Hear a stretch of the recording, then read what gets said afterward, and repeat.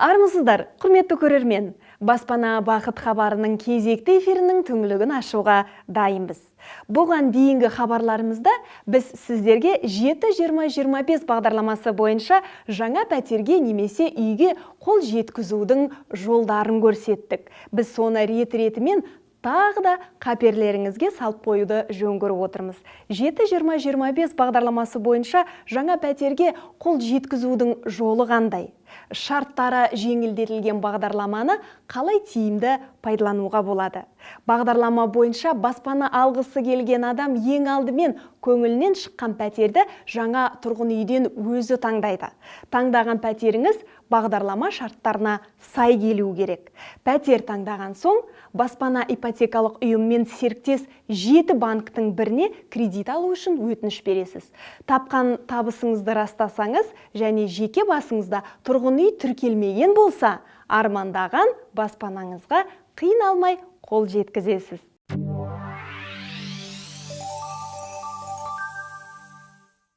Біз жылдың аяғына дейін 50 миллиард теңгеге азаматтарға ипотекалық несие беруді жоспарлап отырмыз.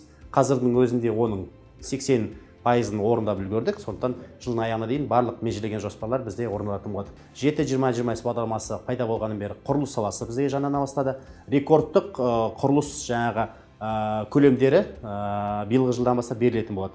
Сонымен бірге жылжымайтын мүлік нарығы да жаңағы сату келісімшарттары көбейді бізде.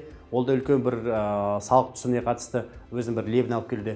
Сонымен бірге қор нарығы, қаржы нарығы жұмыс істеп жатыр. Өткен біз облигациялар шығарамыз, облигацияларды орналастырамыз. Сондықтан бізге экономикаға үлкен бір әсер берді деп айтуға болады. 7-20-25 бағдарламасының тиімділігі күннен күнге артып келеді. Бағдарлама іске қосылғалы бері республика бойынша 3,5 мыңнан астам өтініш түсіп, оның 2,5 мыңға жуығын банктер мақұлдады. Бұл көрсеткіш күн санап өсуде. Баспана ипотекалық ұйымы 7-20-25 бағдарламасы бойынша жаңа тұрғын үй құрылысын салу үшін жергілікті атқарушы органдарға 150 миллиард теңге бөлуді қарастырып отыр. Бұл қаржыға алдағы 5 жылда 30 мың пәтер салынбақ. Бағдарламаға қатысушылар жөнінен басты мегаполистер Астана мен Алматы қаласының тұрғындары алдыңғы орында тұр. Баспана бақыт хабарының бүгінгі эфирінде 7-20-25 бағдарламасына қатысып, армандаған баспанасына қол жеткізген алматылық тұрғынды тыңдап көрейік.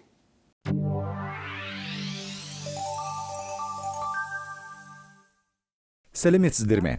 Менің аты жөнім Евгения Реймер. Мен бүгін сіздерге 7-20-25 тұрғын үй бағдарламасы бойынша қалай үй алғанымды айтып берейін.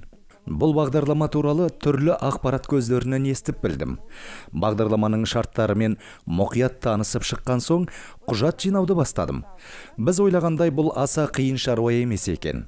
Банкке өтініш беру үшін көп құжаттың қажеті де жоқ. Ең алдымен жеке куәлігіңіз, мекен жай анықтамасы, тапқан табысыңыз туралы ресми анықтама, соңғы 6 айда зейнетақы қорына түскен жинағыңыздың анықтамасы, жылжымайтын мүлкіңіздің бар жоғы туралы қағаз және тұрғын үй салушының құжаттары қажет. Бұдан бөлек, сіз өтініш берген банктың қосымша шарттары болуы мүмкін. Банк мамандары сіздің құжаттарыңыз бойынша сараптама жасаған соң, қосымша тағы қандай құжат керек екенін өздері түсіндіріп береді. Егер сіздің құжаттарыңыздың бәрі бағдарлама шарттарына сәйкес келетін болса, банк өтінішіңізді қабылдап, көп күттірмей оң жауабын айтады. Менің өтінішімді банк бір апта ішінде қарап, бағдарламаға сай келетінін хабарлады. Қазіргі уақытта 7-20-25 бағдарламасы бойынша армандаған пәтерімді алдым. Бағдарламаның қарапайым халық үшін тиімділігін айтқым келеді. Бұл ең алдымен жылдық 7%-ық өсім. 20%-ық алғашқы жарнаны да жинауға болады. Бұған дейінгі бағдарламалармен салыстырғанда бұл аз көрсеткіш. Сондай-ақ қарызды өтеу мерзімі 25 жылға дейін ұзартылды. Және бір артықшылығы, ұнаған пәтерді жаңа үйден өзіңіз таңдайсыз. Мен 2 бөлмелі пәтер таңдадым. Пәтерім өзіме ұнайды. Бұған дейін ұзақ жылдар бойы отбасыммен бірге жалдамалы пәтерде тұрып келдім. Отбасым үшін 7-20-25 бағдарламасы пәтер алуымызға жақсы мүмкіндік жасады. Осындай тиімді бағдарламаны іске қосқаны үшін президентімізге, мемлекетімізге алғыс айтам. Жеке үйі немесе пәтері жоқ барлық қазақстандықтардың 7-20-25 бағдарламасына қатысып, армандаған баспанасына қол жеткізуін тілеймін.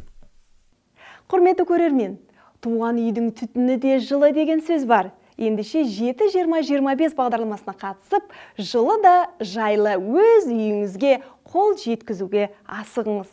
Баспана бақыт хабарының алдағы көрсетілімінде біз сөз еткен ең тиімді ипотекалық бағдарлама туралы басқа да маңызды ақпаратпен бөлісетін боламыз. Эфирде келесі кездескенше күн жақсы.